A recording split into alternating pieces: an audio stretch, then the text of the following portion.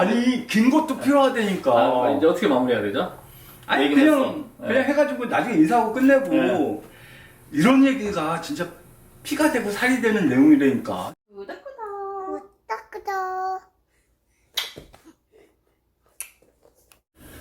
안녕하세요. 안녕하세요. 천추 오태훈입니다. 김상호 씨입니다. 천수님 맥북에어 M1 최근에 네. 구입하셨죠?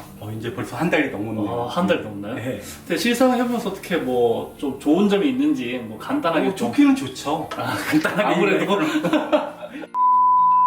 일단 저 같은 경우는 이제 네. 최근에 업무를 거의 맥북 에어로 작업을 하고 있는데 일단 퍼포먼스 자체는 좋아요. 그러니까 가성비 자체가 상당히 좋은 제품이라고 생각을 하고 있어요. 우리 에어 라인이다 보니까 네. 가성비는 저도 좋다는 걸 인정을 네. 하는데 요즘 우려가 좀 많았거든요. 이게 애플 실리콘 1세대 모델이잖아요. 그렇죠. 네, 아무래도 1세대 제품은 뭐 고른다고 네, 믿고 골라야 된다라는 건데 저도 주위 분들 보니까 많이 구매하셨더라고요. 보니까 생각보다 인기가 상당했어요. 지금도 뭐 인기가 상당히 좋아져가지고 인텔 맥북이라고 이제 구분을 해가지고 인텔 맥북의 가격이 엄청나게 떨어지고 있죠. 그래요? 네. 보니까 이 제품 때문에 바로 1년 전에 출시한 그 16인치 맥북 프로인가요? 네. 그 감가가 너무 많이 됐다고. 방통 모델이 거의 뭐 절반 가격으로 떨어져가지고. 그러니까요. 네. 이렇게 가격 반영가 잘 되는 맥북 프로가 이렇게 떨어지는 그렇죠. 게 참 놀랍더라고요. 보니까. 그러니까 그만큼 좋다는 거예요. 좋기 때문에 그렇게 나오는 건데 문제가 없는 건 아니에요. 그래요? 예. 어떤 그러니까 문제점이 일단 쓰면 그러니까 좀 강력하게 작업을 할 때는 좀 부족해요. 뭐 영상 편집이라든지 뭐 좀 하드한 작업할 때. 영상 편집만도 네. 쓸만하고 포토샵 작업만도 쓸만한데 이제 둘이 같이 하면 문제가 생긴다는 거예요. 아무래도 에어라인이다 보니까 그렇죠. 멀티적인 작업할 때는 좀 아무래도 이제 모바일 프로세서 자체의 특징인 것 같아요. 그러니까 네. 우리가 멀티 작업을 할 때 기본적으로 이제 아이패드 같은 경우는 뒤에 숨겨놓고서 멀티캐스팅을 막아놓잖아요. 그렇죠. 웬만하면 그렇죠. 권장하진 않죠. 네. 되긴 그러니까 되는데. 네. 이 제품도 마찬가지예요. 멀티캐스팅으로 작업을 할 때는 상당히 성능이 떨어져요. 그래요. 근데 만약에 이제 단일 작업으로 이제 우리 흔히 맥북에서 많이 하는 파이널 컷 작업을 한다거나 동영상 작업만 할 때는 뭐 맥북 프로 16인치 정도의 퍼포먼스가 나와요. 그래요? 네. 아무래도 지인분들도 그것 때문에 좀 선택을 한 분들이 그렇죠. 있더라고요. 그렇지만 거기서 만약에 포토샵을 같이 한다? 난감한 거예요. 그래요? 역시 이게 에어라인의 한계점인 것 같네요. 한계점보다는 일단은 가볍고 네. 그런 프로그램이 나와야지 되는데 아직 이제 대처할 수 있는 프로그램이 없다는 얘기예요. 뭐 로제타 2가 워낙 뭐 좋다 이렇게 말은 하는데 막상 그러면은 막상 로제타 2를 적용해가지고 돌아가는 뭐 포토샵이나 이런 것들을 써봤을 때 에러가 많아요. 그래요? 맥북을 쓰면서 장점은 뭐냐면 네. 다른 프로그램에서 드래그하거나 컨트롤 해가지고 컨트롤 V로 붙이는 거 그런 것들이 워낙 자연스럽게 넘어가는데 뭐 갑자기 그 파워포인트에서 복사해서 뭐 이쪽으로 넣었을 때 안 된다거나. 그렇죠. 호환성의 문제는 계속 그렇죠. 문제가 되고 이제 있는 그런 부분이죠. 부분이 해결이 됐을 때 이제 멀티캐스팅까지 해결이 된다고 하면은 대박으로 가는 거고.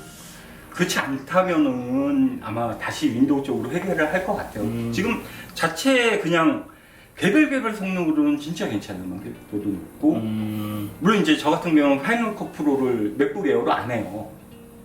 그래요? 작업을? 예.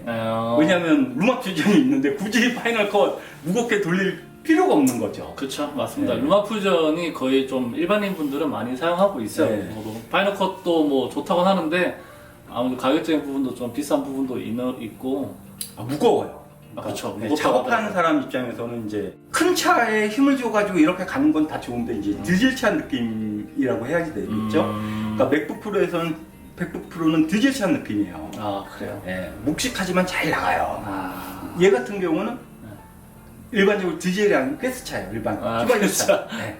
적절한 표현이네요. 네, 그러니까 가요 가기는. 근데 이제 묵직한 맛이 없는 거예요. 그래서 힘이 딸리는 거지. 중량이 있거나 중량이 없을 때는 디젤보다 더 빨리 가는 거예요. 그러니까 일반적으로 간단하게 뭐 리뷰하는 데 쓰는 친구들 같은 경우는 엄청나게 속도가 빠를 거예요. 그렇죠. 뭐 또 네, 가볍게 다양하게 하고. 안 쓰니까. 네, 맞아요. 근데 저 같은 경우는 기본으로 이제 보조창에 열리는 여기 같은 경우 이제 자주 안 쓰는 보조창 같은 경우인데 보시면은 보조창만 해서 뭐 6, 7개가 열려있는 상황이니까 그런 식으로 사용하는 사람은 오히려 인텔 메이 더 좋다는 거야. 아 그래요. 네. 저 같은 경우 윈도우 PC만 거의 한 20년 가까이 쓰기 때문에 맥북을 써보려고 해도 이런 아까 말씀드렸던 그 호환성적인 측면이라든지 뭐 이런 부분 때문에 좀 접근하기 좀 쉽지 않는 게 사실이거든요. 네. 근데 요즘 뭐 어떤 분들 보면 트랙패드 제스처 때문에 써요. 뭐 이런 분들도 계시고 어떤 분도 디자인도 많이 고려를 하는 것 같아요. 그 대부분 지금 윈도우 노트북이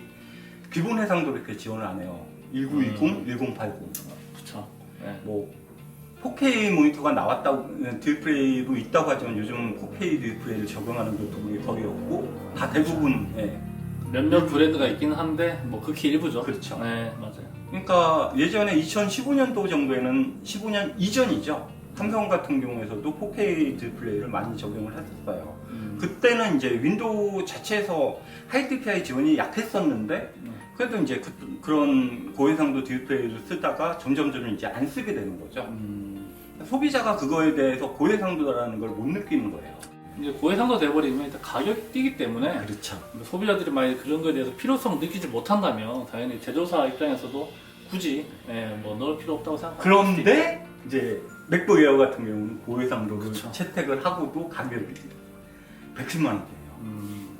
그러니까 이 부분에 대해서는 애플이 뭐 지속적으로 계속 적용해 왔기 때문에 그래서 맥북을 사용하고 싶어하는 사람들이 많은 것 같아요.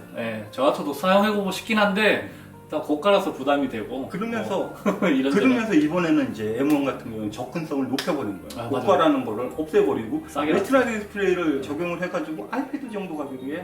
네, 맞아요. 정말 저렴하게 나왔어요. 아이패드 정도 가격이에요. 맞습니다. 아이패드 프로 정도죠 물론. 그 정도 가격으로 낮은 가격으로 냈기 때문에 사람들이 열광을 하는 거예요. 이 정도면 이해하셨을 거라고 네. 생각합니다.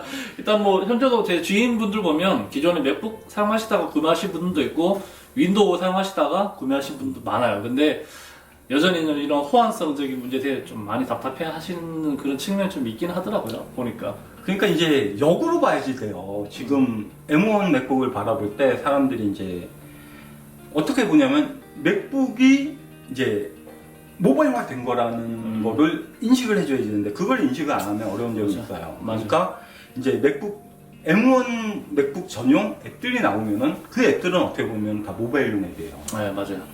그러면 그 모바일용 앱을 이걸 활용해가지고 원활하게 쓸 수 있을 정도 시대가 오는 게 제가 봤을 때는 한 3년 정도 걸린다고 봐요. 네. 그러니까 뭐 이거를 꼭 M1으로 구매를 하겠다라고 생각을 하시는 분들 같은 경우는 뭐 하드웨어 같은 경우는 뭐 맥북 16인치급 하드웨어가 나올 수는 있어요. 나올 수 있지만 서브로 붙어가지고 우리가 쓸 수 있는 뭐 일러스트까지 간다고 그러면 2년 정도. 2년 정도? 네, 저는 봐요. 그럼 한뭐 2세대? 어도비는 일 안 해요.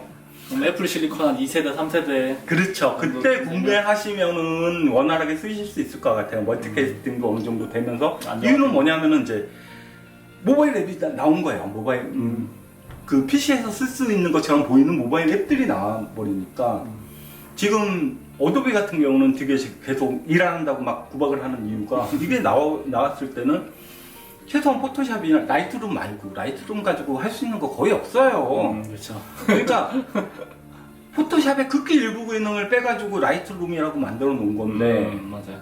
그러니까 포토샵에 그냥 필터 하나 정도라고 보시면 돼요.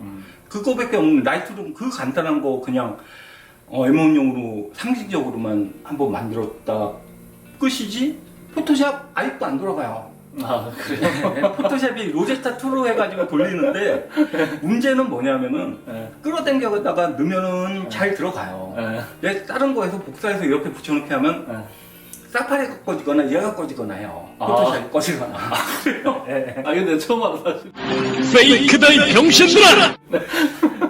그러니까 이제 거기서 호환성의 문제라는 게 그런 데서 호환성의 문제가 나오는 거예요. 막 호환이 안 돼가지고 포토샵이 안 켜진다 그러면 호환성이 문제가 아니고 아예 문제가 없는 거고 문제라는 거를 할 상황이 안 되는 거고 문제가 생긴다는 거는 기존 작업을 했을 때 문제가 생기는 게 호환성의 문제예요. 네, 맞아요. 네. 제가 말씀드린 건 다른 호환성이에요. 윈도우하고 이런 운영체제에 대한 호환성적인 부분이고 저는 이제 작업에 대한 호환성이나 뭐 그런 것들을 그러니까 그게 이제 자연스럽게 그렇죠. 된다고 그러면은 로제타 2 없이 될 때쯤 되면은 이제 일반인들이 구매를 하셔서 쓰기에 상당히 괜찮을 것 같아요. 이 부분 잘 참고하시면 좋을 것 같아요. 저는 이런 거는 몰랐거든요. 제가 실사용자가 아니라서. 그러니까 이런 얘기를 좀 많이 해주면 좋겠는데 이런 얘기를 별로 안 하는 이유가 그쵸. 이렇게 네. 심도 있는 이렇게 청춘님 뭐 같은. 심도는 아니고 그래요? 이런 얘기는 저 어디 가서 들을 수도 없는 얘기 같아요. 접근 방식이 좀 틀린 거예요. 저는 네. 작업을 하다 보니까 이제 작업에서 불편한 거를 그쵸. 얘기를 하는 거예요. 그러니까 그쵸. 호환이 안 된다라는 얘기는 켜지기는 켜지는데 뭐 드래그해서 다른 데 이전에 드래그했던 거 안 된다. 네. 그러면 호환이 안 되는 거죠. 아니 맞아요. 이게 그리고 맞아요. 다른 프로그램에서 오브젝트가 이쪽으로 가야 되는데 안 간다. 네. 그런 것들이 호환이 안 되는 거거든요. 이제 그런 부분이 로제스타 2가 아주 잘 잡기는 아주 잘 잡았어요. 그러니까 프로그램이 돌아간다가 로제스타 2가 좋은 게 아니에요. 그러니까 일반적인 호환에서는 되게 좋아요. 근데 이제 좀 더 그렇게 그냥 편하게 작업하려고 하는 그런 것들이 이제 거기서 좀 막혔을 때 프로그램이 다운되는 것들. 이런 게 있었군요. 네. 그래서 다행히 요즘은 이제 포토샵 얘기가 나오는데 포토샵은 애증의 포토샵이에요. 윈도우 때부터도 포토샵의 단점이 뭐냐면은 다운되면 작업한 게 다 날아가요. 중화 저장 기능이 없나요? 지금은 저장 기능이 있었는데